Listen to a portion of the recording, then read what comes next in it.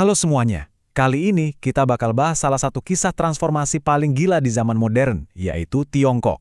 Ini cerita tentang kejatuhan yang parah banget dan kebangkitan super spektakuler yang, suka atau nggak suka, ngebentuk dunia kita sekarang. Coba deh kita mulai dengan pertanyaan besarnya. Gimana caranya sebuah bangsa yang tadinya hancur-hancuran bisa jadi kekuatan global yang dominan hanya dalam rentang hidup satu orang? Nah, ini dia inti dari cerita yang akan kita bedah.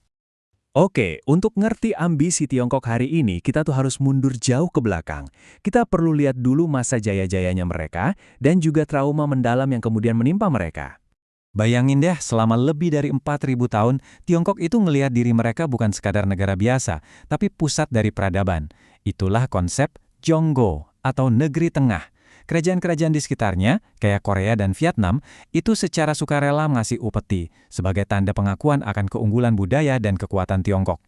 Dan ini bukan cuma klaim sombong loh. Faktanya, sampai pertengahan abad ke-19, Tiongkok itu beneran raksasa ekonomi dunia.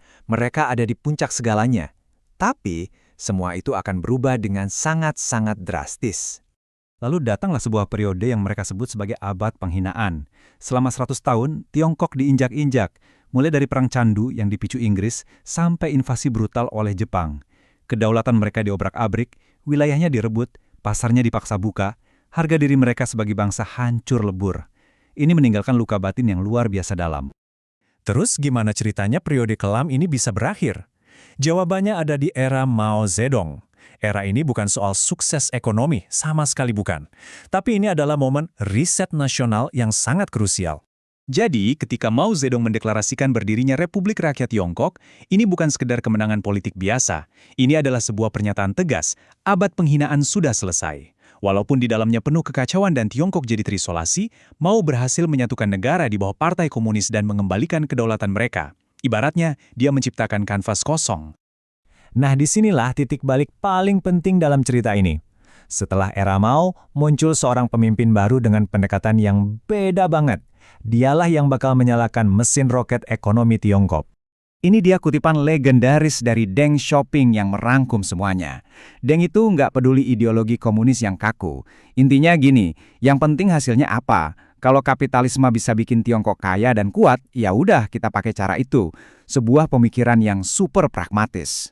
Dan dia melakukannya dengan sangat cerdas. Nggak kayak Uni Soviet yang langsung shock terapi dan malah hancur. Deng melakukannya selangkah demi selangkah. Dia buka zona ekonomi khusus, undang modal asing masuk, dan perlahan mengubah Tiongkok jadi pabriknya dunia. Tapi di saat yang sama, kontrol politik tetap dipegang erat. Dan hasilnya gila-gilaan. Coba lihat aja angkanya. Investasi asing di Tiongkok meledak dari cuma 57 juta dolar di tahun 1980 jadi 163 miliar dolar di tahun 2020. Inilah bensin yang menyalakan api kebangkitan ekonomi mereka. Oke, sekarang kita lompat ke era Xi Jinping saat ini.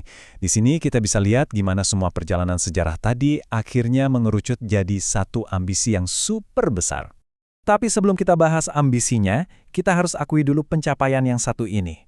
Di bawah sistem baru ini, Tiongkok berhasil mengangkat 800 juta orang dari kemiskinan ekstrem.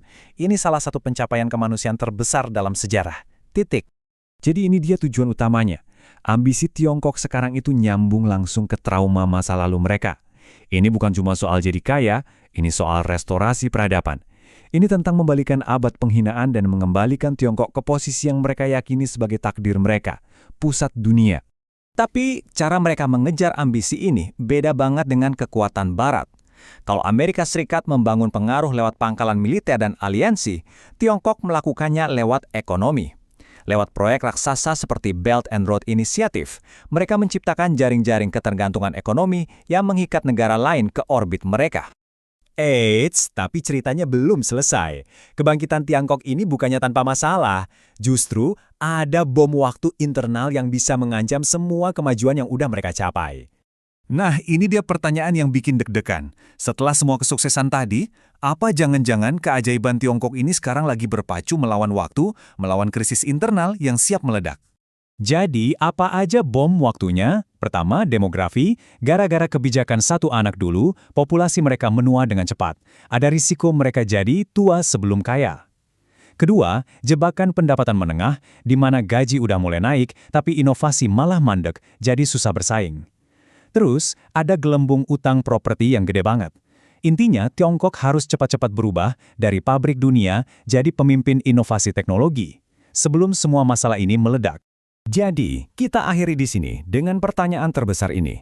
Inilah pertaruhan Tiongkok yang sesungguhnya. Apa inovasi teknologi mereka bisa menang melawan bom waktu demografi? Jawaban dari pertanyaan ini nggak cuma akan menentukan nasib Tiongkok, tapi juga masa depan peta kekuatan dunia.